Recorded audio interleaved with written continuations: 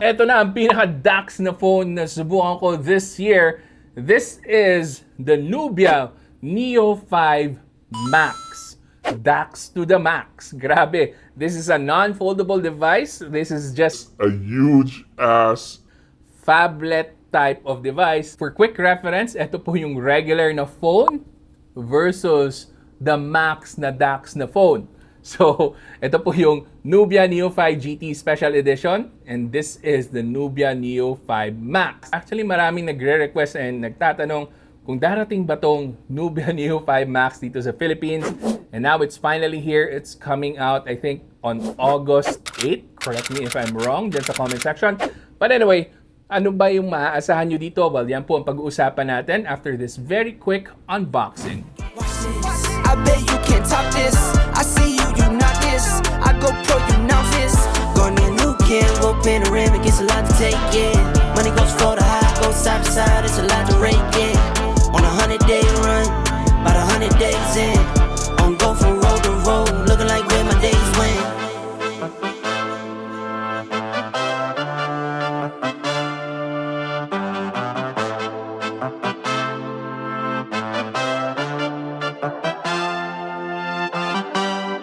Na tayo. Okay, so diretso na agad tayo sa main selling point nito, yung size niya. 7.5 inches yung display niya. Again, that is super big for something that is still a regular phone. So mini tablet talaga yung size nito. And kahit pa sabihin natin na nasanay kayo sa mga malalaking phones, I'm sure maninibago talaga kayo dito, guys. I have here the iPhone 17 Pro Max, pero kita nyo, mas DAX pa din itong 7.5 na Nubia Neo 5 Max. Na sobrang ganda na ng idea na malaki yung display nito, pero the only downside is that IPS LCD yung ginamit nila, hindi pa to AMOLED.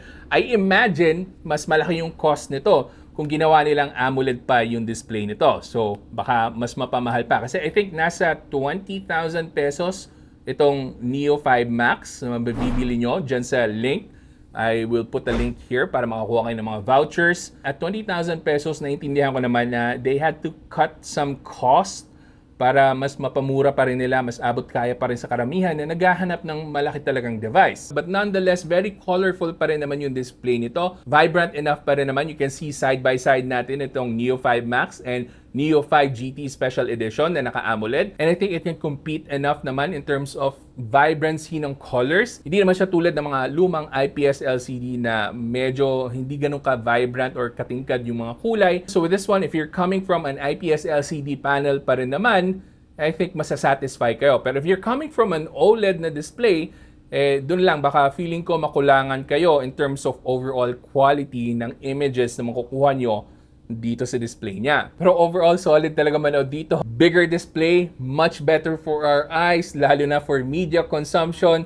Solid manood ng Netflix dito, naka full HD resolution, Widevine level 1 na po. And bonus pa, of course, dahil nga malaki to, that means malaki rin yung speakers nito. So dual speakers na po yung meron dito and sobrang lakas po talaga. This will definitely give you a very unique experience.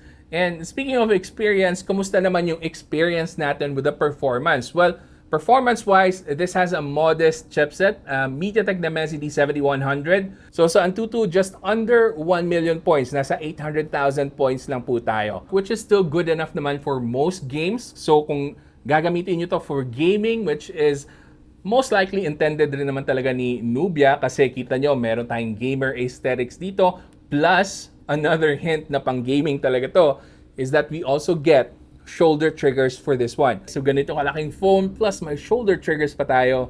Again, this is more of a gaming device. Yun nga lang, modest na chipset lang yung meron dito. But overall, kung maglalaro na naman kayo ng Call of Duty Mobile, PUBG Mobile, Mobile Legends, paulit-ulit lang ako ng mga games na to, no? But these are the games that you can absolutely play dito na hindi kayo mabibitin sa performance. Pwede nyo rin namang laruin yung mga AAA games like Wuthering Waves and Genshin Impact dito, pero yun nga lang, hindi kayo matutuwa sa frames na makukuha nyo dito. Medyo laggy talaga yung experience even if you lower down yung graphics quality. So, I suggest yung mga games like Mobile Legends lang talaga and PUBG Mobile and Call of Duty Mobile, yung laruin nyo dito. So overall, I would say solid naman yung experience ko in terms of performance, whether you're playing games or whether you're just using this for your daily tasks, social media browsing, or watching movies, media consumption, goods overall. Sa battery naman, medyo nakukulangan lang ako kasi 7,100 mAh lang yung naisiksik nila sa ganitong klaseng size. I think minimum sana nasa 9,000 to 10,000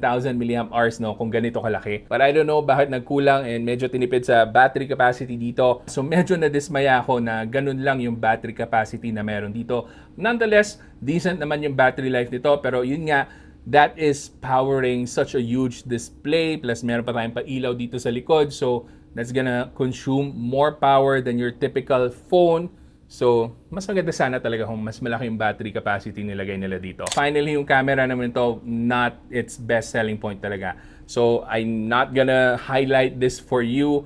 Hindi po ganun kaganda yung camera nito. May camera module bump tayo dito compared sa Neo 5 GT Special Edition na flat lang. So, dito nakaumbok. Pero that doesn't mean na mas maganda yung camera nito. Mas maganda yung Neo 5 GT na cameras. Dito, hindi gaano maganda yung mga shots na makukuha nyo. And also, yung video recording natin is limited at 1080p resolution lang. So, definitely temper your expectations pagdating sa camera nitong Nubia Neo 5 Max. So, yun lang yung mabilisang gusto ko i-share about the Nubia Neo 5 Max. Is this something that you would consider, guys? Let me know in the comment section kung okay sa inyo yung ganito kalaking display.